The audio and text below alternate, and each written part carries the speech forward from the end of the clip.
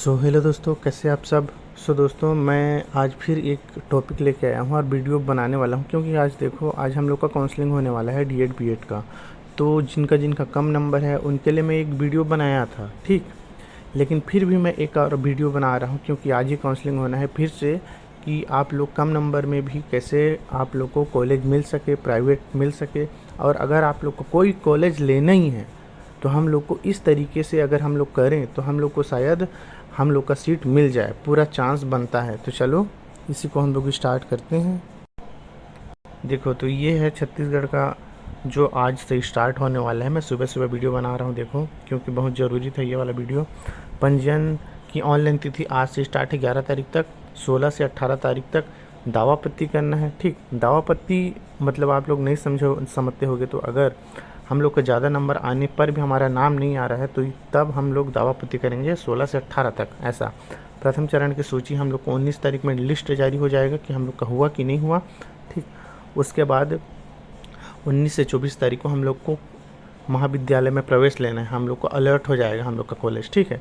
फिर रिक्त सीटों की जानकारी 25 तारीख को दिया जाएगा। प्रथम सूची में जिनका जो जो पद खाली होगा, मतलब सीट खाली होगा, वो जानकारी 25 को आएगा। फिर 26 से 27 तक जो द्वितीय सूची दावापत्ती करने का आ जाएगा, ठीक है। फिर 30 तारीख को वो द्वितीय सूची जारी होगा, और ऐसे करके रिक्त सीटों की जानकारी 8 को दिया जाएगा। और 30 से 7 तारीख को एडमिशन का फिर से तारीख होगा, ठीक, द्वितीय सूची के लिए।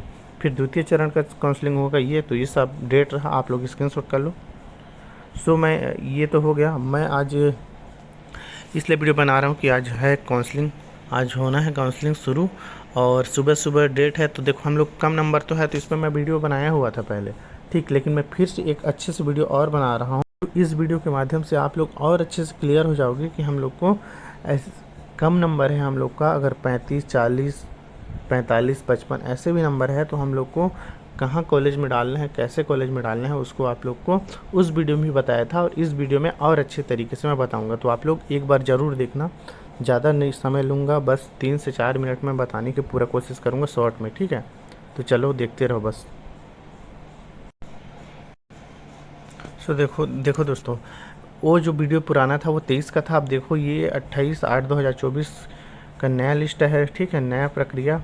तो सेम है, वही है। देखो, ये शासकीय कॉलेज हमारा पूरा दिया गया है। कॉलेज, इसमें कॉलेज कोड भी डालना है आप लोग को। जब काउंसलिंग करोगे तो कॉलेज कोड लगेगा, और शासकीय कॉलेज, प्राइवेट कॉलेज, ऐसे करके हम लोग का जो पूरा डिटेल है, ठीक। मैं वीडियो बनाया हूँ इसका पूरा डिटेल। अगर हम लोग पूरे इसको काउंट करें, पूरे जितने कॉलेज को, तो हम लोग का जो कॉलेज की जो सीट होती है वो 6725 ऐसा कुछ करके हम लोग का पूरा सीट मिलता है, प्राइवेट और गवर्नमेंट दोनों मिला के, ठीक। आप लोग इसको काउंट कर लेना, ये सीधा लिंक में मिल जाएगा आप लोग को, ठीक। लिंक मैं डाल दूंगा डिस्क्रिप्शन में, कमेंट बॉक्स में। अब आप लोग को ये पूरा लिस्ट देख लेना है, या ये कोड डाल लेना है। तो सबसे पहले आप लोग को मैं यहाँ मैं लिख के बता रहा हूँ, आप लोग ऐसे मत करना। जब भी काउंसलिंग करना तो सिर्फ 1 या 2 या 5 इतने कॉलेज नहीं डालना है। आप लोग को क्या करना है, आप लोग को जितना ऑप्शन मिलता है, जैसे 15 ऑप्शन मिल रहा है तो 15 कॉलेज डालना है, 20 ऑप्शन मिल रहा है तो 20 ऑप्शन डालना, मतलब जितने भी संख्या में हम लोग कॉलेज डाल सकते हैं, प्राइवेट और रेगुलर दोनों करके, मतलब प्राइवेट और गवर्नमेंट कॉलेज दोनों करके, तो उतने ज़्यादा संख्या में डालना है, क्योंकि बहुत ज़्यादा संख्या में कैंडिडेट हैं। तो हम लोग को अच्छे से पूरा बहुत ज़्यादा संख्या में हम लोग को डालना है कॉलेज, ठीक। तो सबसे पहले तो ये करना, 5, 4 ये नहीं करना है। आप लोग को मेहनत से 15 से 20 और जितना हो सके उतना आप लोग को काउंसलिंग में करना है, ठीक। सबसे पहली बात। उसके बाद हम लोग को क्या करना है, देखो, गवर्नमेंट कॉलेज में जो है ना, जितने हमारे ज़िले हैं, ठीक, तो लगभग बहुत सारे ज़िले में गवर्नमेंट कॉलेज हैं। देखो, गवर्नमेंट कॉलेज में क्या करेंगे, गवर्नमेंट कॉलेज में सबका कैटेगरी वाइज आरक्षण बचा हुआ है, रिजर्वेशन, ST, SC, OBC सबका जो है रिजर्वेशन बता है, जिसमें सबका सीट है। तो अगर आपका अच्छा नंबर है तो आप लोग गवर्नमेंट में डालो, ठीक। गवर्नमेंट में डालोगे तो उसमें जैसे जिला वाइज होगा वहाँ, ठीक। मतलब जिला वाइज सबसे पहले मतलब पात्रता देंगे उनको, जो है प्राथमिकता देंगे। जैसे मैं बता रहा हूँ रायगढ़ का, तो रायगढ़ में जो धर्मजयगढ़ कॉलेज है, डाइट कॉलेज, ठीक, तो वहाँ ST का, OBC का अलग अलग अलग अलग क्राइटेरिया में आरक्षण है, रिजर्वेशन है, सीट है।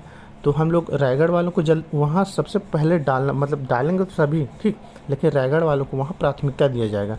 इसी तरीके से हर हर ज़िला में एक गवर्नमेंट है तो अच्छा नंबर है आप लोग का, तो गवर्नमेंट में डालो ठीक, आप लोग को वहाँ रिजर्वेशन मिलेगा।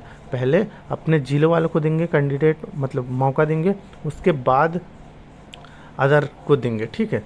तो ये तो ऐसा है कि ना कि अपने अपने ज़िले वालों को ही इसमें देना रहता है ठीक। तो ये हो गया गवर्नमेंट की बात। चलो अब हम लोग प्राइवेट में जाते हैं कि प्राइवेट में हम लोग कैसे सिलेक्शन ले सकते हैं, कैसे एक पोस्ट ले सकते हैं ठीक है। तो दोस्तों ये देखो, मैं आप लोग को मैप लेके आ गया हूँ। मैप में ये है छत्तीसगढ़ का मैप। देखो ये देखो हमारा कितना संभाग है, ये हमारा संभाग है। इसको मैं क्यों दिखा रहा हूँ, आप लोग देखते रहो। ये देखो एक संभाग, 2, 3, 4 और कुल 5 हमारे संभाग में। देखो हम लोग को अब क्या करना है, हम लोग को एक सीट लेना ही है ठीक। हम लोग को कैसे भी करके एक सीट लेना है, अपने लिए कॉलेज सीट बुक करना है। हम लोग का नंबर है 30, 35, 45, 50 ऐसे कुछ हम लोग का नंबर है। ST OBC कोई भी रहे हम लोग ठीक। तो सबसे पहले आप लोग को काउंसलिंग अगर करना है, कम नंबर में है, तो ये वाला जो एरिया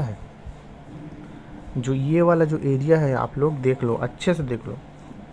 ये वाला जो एरिया है यो हमारा छत्तीसगढ़ का मध्य क्षेत्र है, मध्य क्षेत्र ठीक। तो इसमें क्या होता है, इसमें जो है, इसमें शहरी एरिया है ज़्यादा, इसमें कैंडिडेट बहुत लोग मिल जाएंगे। इसमें आप लोग अगर कम नंबर होगा तो ये जो है प्राइवेट कॉलेज में आप लोग को इसमें जगह बहुत मुश्किल से, चांस कम है, बहुत ज़्यादा कम है कि यहाँ आप लोग को सीट मिले। अगर देखो पिछले बार मेरे भाई लोग ने कम नंबर था, लेकिन वो जो है ना, यहाँ देखो दंतेवाड़ा में मेरा भाई कर रहा है ठीक है। दंतेवाड़ा, वो भी गवर्नमेंट सीट में लास्ट में हुआ था, उसका लास्ट में हुआ था। इधर अपने अपने जैसे हम लोग रायगढ़ के हैं, गवर्नमेंट में डाला हुआ था, लेकिन उधर नहीं हुआ उसका ठीक। तो दंतेवाड़ा में उसका हुआ था ठीक। तो ऐसे करके आप लोग को ऐसे एरिया में देखना है कॉलेज। अगर आप लोग का कम नंबर है तो ऐसे ऐसे एरिया में प्राइवेट में देखो। आप लोग को अगर करना ही है ठीक, ठान लिए हो कि करना भी है कैसे भी करके, क्योंकि अगले साल देखो कम गया था पिछले साल, अब आने वाले नेक्स्ट साल में इससे और ज़्यादा कैंडिडेट हो जाएंगे, तो आप लोग को मुश्किल हो जाएगा। इससे अच्छा क्या करो, आप लोग करना ही है तो दूर दूर में जैसे सुकमा, बीजापुर, दंतेवाड़ा, बस्तर, नारायणपुर, कोंडागांव, इसमें देखो जहाँ दूरस्थ एरिया है, जहाँ लोग जाते कम हैं, जहाँ जाना कम हो, वैसे एरिया में अगर आप लोग डालोगे तो आप लोग का चांस है कि कम नंबर में भी आप लोग को कॉलेज सीट मिल जाए ठीक। अब देखो, अब यहाँ जैसे ऊपर में देखते हैं, जैसे ऊपर में देख रहे हैं, इधर देखो ऊपर में, देखो ऊपर में ये देखो कोरिया है ठीक, सूरजपुर है, बलरामपुर, जसपुर। तो ये जो किनारे किनारे वाला कॉलेज है ना, यहाँ आप लोग को डालो, यहाँ आप लोग डालो। अब कैसे डालोगे, इनको जो है पहला, दूसरा, तीसरा में नाम दो, इन दूर दूर वाले में, तो आप लोग का चांस ज़्यादा रहेगा ठीक है। अब ये जो बीच का एरिया है, इसको आप लोग को, इसको भी डालना है, लेकिन इसको लास्ट में देना है। जो प्रायोरिटी है हम लोग को, इसको जो लास्ट में देना है ठीक है। ये जो इधर है ना, लास्ट है। अब इधर बस्तर एरिया, उसको हम लोग को पहले देना है, प्रायोरिटी में पहले रखना है, जिससे आप लोग का चांस बने कि देखो आप लोग अब समझ गए ना, मैं जो बोल रहा था वो आप लोग को समझ आया होगा कि ये जो लास्ट एरिया है, जो नामी कम है ठीक, जहाँ संख्या कम, जहाँ जो एडमिशन कम हो सकता है, वैसे कॉलेज में अगर हम लोग डालते हैं तो हमारा चांस ज़्यादा बनता है कि हम लोग कम नंबर से भी यहाँ एक न एक सीट हम लोग का मिलने का चांस रहे। तो ये रहा हम लोग का तरीका कि हम लोग को कैसे कर सकते हैं ठीक है। और गवर्नमेंट कॉलेज में तो ज़्यादा नंबर है, वो लोग डाल ही सकते हो ठीक है। ज़्यादा नंबर है वो लोग तो डाल ही ले सकते हो, लेकिन बहुत लोग भी हैं, ऐसे नहीं है कि इतने ज़्यादा कैंडिडेट हैं तो सभी लोग डालेंगे ठीक। पिछले वीडियो में कुछ लोग भी बोले थे कि हम लोग का, मैं देखा हूँ कि बहुत लोग डालते नहीं हैं ठीक है।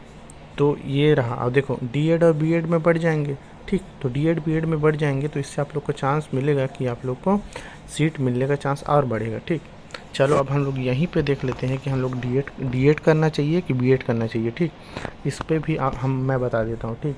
तो यहाँ मैं लिखता हूँ D.Led, लिख देता हूँ D.Led, और यहाँ मैं लिखता हूँ B.Ed ठीक। देखो अब दोनों को आप लोग समझते रहो ठीक है।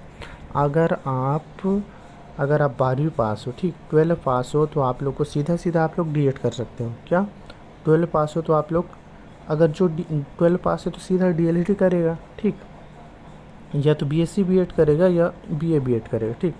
और अगर आप लोग ग्रेजुएशन जिसका कंप्लीट है, कॉलेज कंप्लीट है, वो क्या करेगा, वो बीएड करेगा, ये तो नियम कहता है, ठीक। लेकिन अगर आप 12वीं वाले हो तो सीधा डीएलएड करोगे, लेकिन आप ग्रेजुएशन हो और डीएलएड और बीएड दोनों में डाले हो, ठीक, दोनों में डाले हो, तो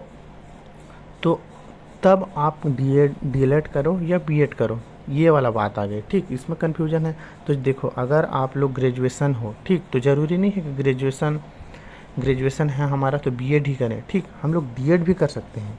ये क्यों? देखो, मैं इसका बेनिफिट के बारे में बता रहा हूँ, ठीक, डीएड और बीएड दोनों का। अगर आप लोग ग्रेजुएशन कर लिए हो, अगर आप लोग का बीएड में कम नंबर आ रहा है और डीएड में अच्छा नंबर, तो आप लोग डीएड करो। मैं बोलूँ तो अगर आप ग्रेजुएशन भी हो, किए भी हो ना ग्रेजुएशन, फिर भी डीएड करो। क्यों?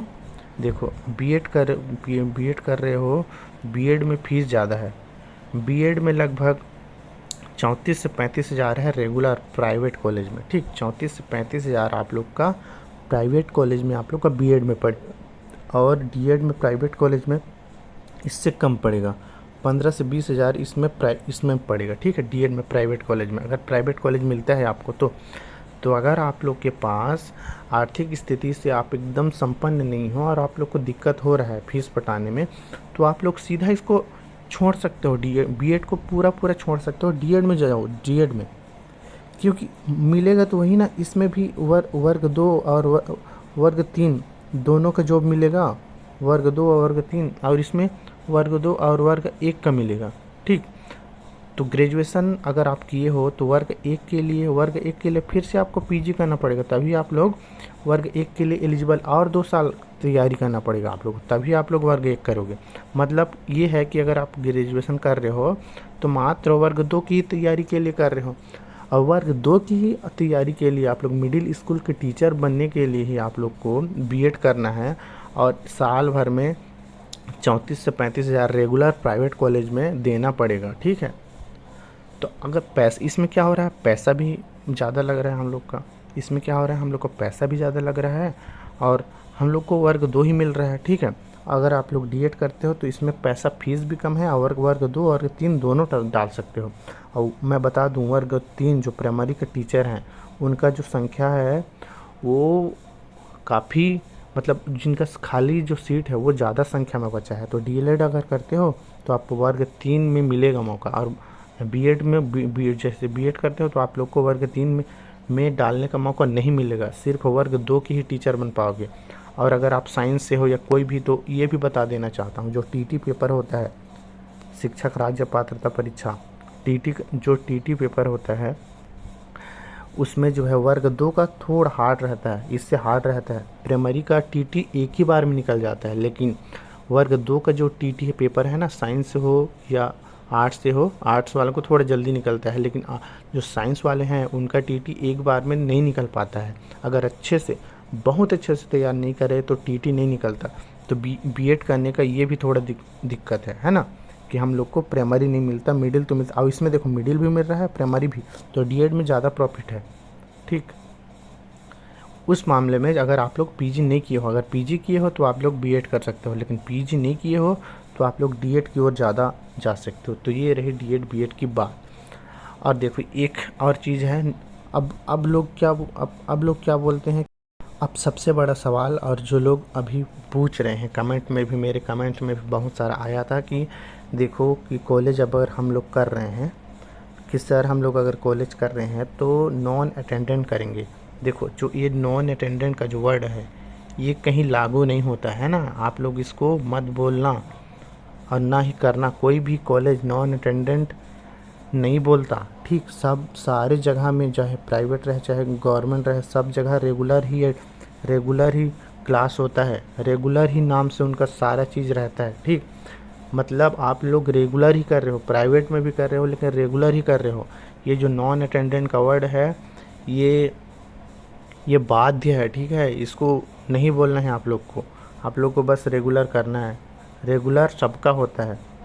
तो जो मैं नॉन अटेंडेंट का जो बात कर रहा हूँ इसमें क्या होता है इसमें जो कॉलेज होता है, सब कॉलेज नहीं, कोई कोई कॉलेज होता है जो लोग एक्स्ट्रा पैसा लेके व्यवस्था कराते हैं, तो ये इसमें वीडियो में भी बोलना अच्छी बात नहीं है, ठीक है। तो ये थोड़ा सा मैं इसके बारे में बता दिया, तो ये पूरा वीडियो आप लोग समझ जाओ और काउंसलिंग में करो। आप लोग क्या करना है समझ गए ना। ये देखो, ये मैप, छत्तीसगढ़ का मैप देख लो, इससे आप लोग का अंदाज़ा लगा लो कि आप लोग को किस किस एरिया में डालना है, ठीक। तो थैंक यू। ये छोटा वीडियो रहा लेकिन बेनिफिट ज़रूर रहेगा आपके लिए।